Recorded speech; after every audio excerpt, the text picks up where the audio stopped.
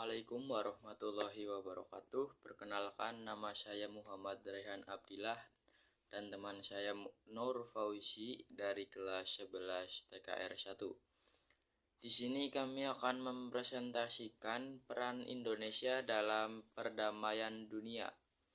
Yang pertama yaitu makna hubungan internasional. Secara sederhana, hubungan internasional berarti sebuah hubungan antar bangsa, baik antar warga negara suatu negara dengan warga negara lain, negara dan individu atau badan hukum, serta negara dengan negara. Yang kedua, pentingnya hubungan internasional bagi Indonesia. Yang pertama yaitu faktor internal, yaitu kekhawatiran terancam kelangsungan hidup sebuah negara. Yang kedua yaitu faktor eksternal, yaitu suatu negara tidak dapat berdiri sendiri tanpa bantuan dengan kerjasama dengan negara lain. Yang ketiga, politik luar negeri Indonesia dalam menjalin hubungan internasional. Kebijakan politik luar negeri Indonesia tidak terlepas dari pembukaan UUD NRI tahun 1945 pada alinea keempat tentang tujuan negara, yaitu ikut serta dalam perdamaian dunia yang berdasarkan kemerdekaan, perdamaian abadi, dan keadilan sosial. Yang keempat yaitu politik luar negeri bebas dan Indonesia memiliki prinsip politik luar negeri bebas dan aktif. Aktif dapat diartikan Indonesia aktif bekerja sama dengan negara lain dalam bentuk perdamaian dunia.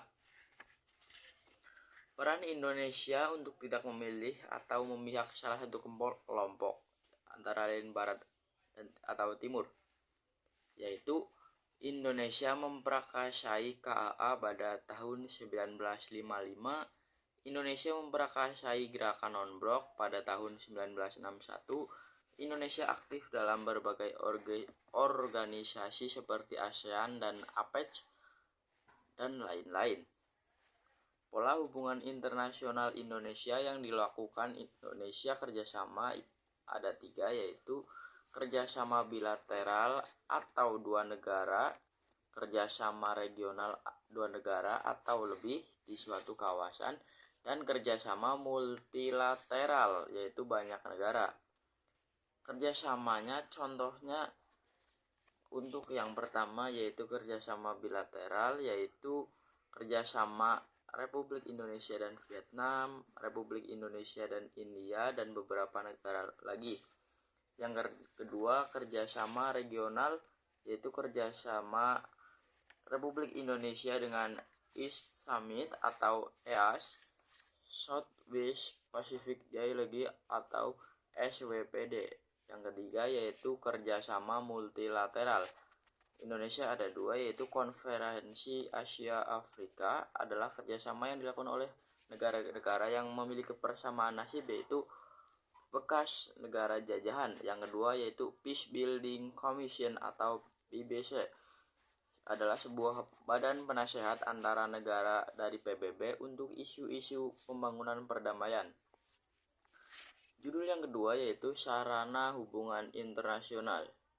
Menurut Jeff Frankel, ada bermacam-macam sarana yang digunakan untuk melakukan hubungan internasional, dan di sini ada 6, yaitu diplomasi, negosiasi, lobi, propaganda, ekonomi, dan kekuatan militer.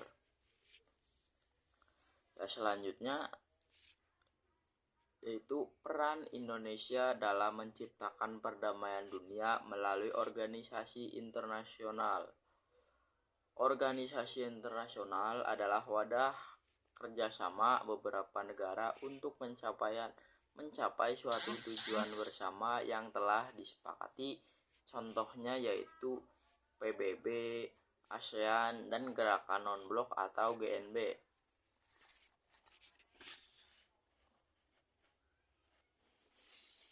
Yang ketiga yaitu peran Indonesia dalam menciptakan perdamaian dunia melalui organisasi internasional. Yang pertama yaitu pembentukan GNB atau Gerakan Non-Blok. Yang kedua yaitu peran Indonesia. Yang kedua dan yang selanjutnya adalah perjanjian internasional yang dilakukan Indonesia. Definisinya menurut beberapa ahli. Menurut Schausenberger, perjanjian internasional ialah salah satu persetujuan antara subjek-subjek hukum internasional yang menimbulkan kewajiban-kewajiban yang mengikat dalam hukum internasional. Menurut Muchtar Kusumaatmadja, perjanjian internasional adalah perjanjian yang diadakan antar bangsa yang bertujuan untuk menciptakan akibat dari hukum-hukum tertentu. Dan yang terakhir menurut Oppenheimer Lauterpacht, perjanjian internasional adalah suatu perjanjian antar negara yang menimbulkan hak dan kewajiban di antara pihak-pihak yang mengadakannya. Berdasarkan pengertian-pengertian yang sudah ada di atas, dapat ditarik kesimpulan sebagai berikut. Yang pertama, perjanjian internasional pada dasarnya merupakan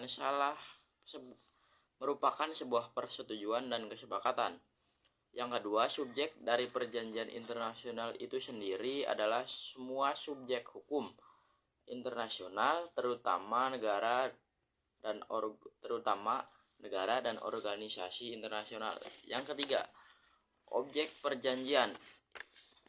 Objek perjanjian internasional itu sendiri adalah semua kepentingan yang menyangkut kehidupan masyarakat dalam skala internasional. Yang keempat, perjanjian internasional terdapat dalam dua bentuk, baik itu tertulis maupun tidak tertulis. Adapun bentuk-bentuk perjanjian internasional yang pertama ada konversi, ada traktat, persetujuan, pengaturan, dan yang terakhir adalah pertukaran nota. Perjanjian internasional yang dilakukan di Indonesia. 1. Tahapan perjanjian internasional. A. Pendapat para ahli. 1. Muchtar Kusumaatmadja memberikan tahapan-tahapan dalam kebiasaan internasional melakukan perjanjian internasional, yaitu A. Perundingan. Yang kedua B. Penandatanganan. Yang ketiga C. Pengesahan. Yang kedua menurut Pierre Flaimont, ia menjabarkan dua prosedur pembuatan perjanjian internasional menjadi sebagai berikut. Yang A atau pertama, prosedur normal. Prosedur ini mengisyaratkan adanya persetujuan parlemen melalui tahapan perundingan, penandatanganan, dan ratifikasi. Yang kedua B, prosedur yang disederhanakan. Prosedur ini mengisyaratkan persetujuan parlemen, tidak mengisyaratkan persetujuan parlemen. Sejatinya prosedur ini timbul karena adanya kondisi yang mengharuskan pengaturan hubungan internasional diselesaikan dengan cepat. Yang selanjutnya B, menurut hukum positif Indonesia. Selain pendapat dari para ahli, secara lebih tegas tahapan perjanjian internasional tertuang dalam pasal 4 UU nomor 24 tahun 2000. Adapun isi UU tersebut menyatakan bahwa tahapan membuat perjanjian internasional adalah sebagai berikut. Tahap pertama yaitu penjajakan. Yang kedua, tahap selanjutnya setelah perjanjian adanya penjajakan adalah perundingan. Ketiga adalah perumusan naskah perjanjian. Yang keempat adalah penerimaan naskah perjanjian. Yang kelima adalah penandatanganan. Yang keenam atau terakhir adalah pengesahan naskah perjanjian. Selanjutnya, fungsi perjanjian internasional. Fungsi perjanjian internasional diantaranya untuk membentuk hukum. Intinya, perjanjian internasional ini berfungsi bagi seluruh bangsa internasional yang mengadakan perjanjian saja demi tercapainya tujuan bersama. Dan terdapat fungsi lain diantaranya 1. Untuk memperoleh pengakuan secara umum dari anggota masyarakat. Selanjutnya bisa dijadikan sebagai sumber hukum dari internasional. Selanjutnya bisa dipakai sebagai sarana untuk menjalankan pengembangan kerjasama internasional secara damai. Selanjutnya memudahkan peluang transaksi dan komunikasi antar negara. Selanjutnya, asas-asas perjanjian internasional. Terdapat beberapa asas yang perlu diperhatikan dalam pembuatan suatu perjanjian internasional, seperti asas konvensi, asas pasca servanda, asas rebus sic stantibus, asas resiprositas, asas bon fides dan terakhir asas equality right. Manfaat perjanjian internasional. Di antara manfaat dari kerjasama internasional sebagai berikut. Negara-negara yang mempunyai tujuan bersama dan dengan penerapan pola dan sistem yang mulai disesuaikan diharapkan dengan semakin banyak kerjasama internasional maka perselisihan dapat diminimalisir, penyimpangan yang melanggar kesepakatan antara negara dapat segera dikoreksi dan tindakan lebih lanjut dapat dilakukan secara cepat dan responsif. Pembentukan koalisi keamanan untuk perdamaian dan ketertiban dunia demi terciptanya kondusivitas di penjuru dunia, saling membantu dalam masalah krisis ekonomi sehingga membagikan simpati antara negara untuk menanggapi dan membantu masalah ekonomi negara lain. Berakhirnya perjanjian internasional. Berakhirnya perjanjian internasional ini terjadi karena memang sudah habis masa kontrak atau memenuhi beberapa kondisi sebagai berikut. Habisnya masa perjanjian, setelah satu pihak ingin mengakhiri perjanjian dan disetujui oleh pihak lain, adanya pihak yang merasa dirugikan oleh pihak lain, telah tercapainya tujuan bersama, dan syarat mengakhiri perjanjian sesuai dengan kesepakatan telah dipenuhi. A. Kedudukan perwakilan diplomatik Indonesia. Terdapat 4 unsur hubungan diplomatik yaitu sebagai berikut. 1. Hubungan antar bangsa. 2. Pertukaran misi diplomatik. 3. Status pejabat diplomatik. 4. Kekebalan hukum dan atau hak ekstradisi. Yang kuat diulangi, kekebalan hukum atau hak ekstrateritorial. Pengertian perwakilan diplomatik. Perwakilan diplomatik adalah perwakilan yang berbagai kegiatannya mewakili negara dalam melaksanakan hubungan diplomatik dengan negara penerima atau suatu negara organisasi internasional. Proses pembukaan serta pengangkatan perwakilan diplomatik di antara kedua negara yang telah menjalin hubungan diplomatik secara garis besar dilakukan melalui beberapa tahapan sebagai berikut. Kedua negara atau kedua belah pihak yang melakukan kegiatan pendahuluan yang diawali dengan melakukan pertukaran informasi mengenai kemungkinan dibukanya perwakilan diplomatik. Kegiatan ini sering dilakukan oleh kepala negara atau departemen luar negeri oleh masing-masing negara. B. Masing-masing kedua belah pihak kemudian mengajukan permohonan mengenai persetujuan atau argumen untuk menempatkan diplomat atau duta besar atau duta yang telah dicalonkan oleh masing-masing kedua belah pihak negara. C. Setelah mendapatkan persetujuan oleh negara penerima atau kedua belah pihak saling menempatkan kedua diplomat, maka diplomat tersebut memperoleh surat kepercayaan atau letter of credence dari Departemen Luar Negeri oleh masing-masing kedua belah pihak negara yang telah ditandatangani oleh kepala negara. Surat kepercayaan tersebut menjelaskan kebenaran identitas calon diplomat yang telah ditempatkan. D. Para penerima surat kepercayaan atau diplomat wajib menemui Direktur Protokol Departemen Luar Negeri untuk mendapatkan keterangan tentang ketentuan yang harus mereka lakukan ketika menjalankan tugas. Selanjutnya, tujuan dadakannya suatu perwakilan negara di negara lain adalah sebagai berikut. 1. Memelihara kepentingan negaranya terhadap negara lain sehingga tidak terjadi suatu konflik perwakilan negara tersebut bisa mengambil langkah untuk menyelesaikannya. 2. Melindungi seluruh warga negara sendiri yang sedang bertempat tinggal di negara penerima. 3. Menerima berbagai panduan atau komplain untuk diteruskan kepada pemerintah negara penerima. Selanjutnya, tugas serta fungsi perwakilan diplomatik Republik Indonesia. Secara umum, seorang diplomat atau perwakilan diplomatik memiliki tugas yang mencakup beberapa hal sebagai berikut. Yang 1. Representasi adalah selain untuk mewakili negara pemerintahan negara itu sendiri, diplomat juga bisa melakukan proses mengadakan penyelidikan dengan pemerintahan negara penerima. Diplomat juga bisa mewakili kebijakan diplomat kebijakan politik pemerintahan negaranya. 2. Negosiasi. 3. Observasi. 4. Proteksi. 5. Persahabatan. Berdasarkan Konvensi WA tahun 1961 disebutkan bahwa fungsi perwakilan diplomatik adalah sebagai berikut.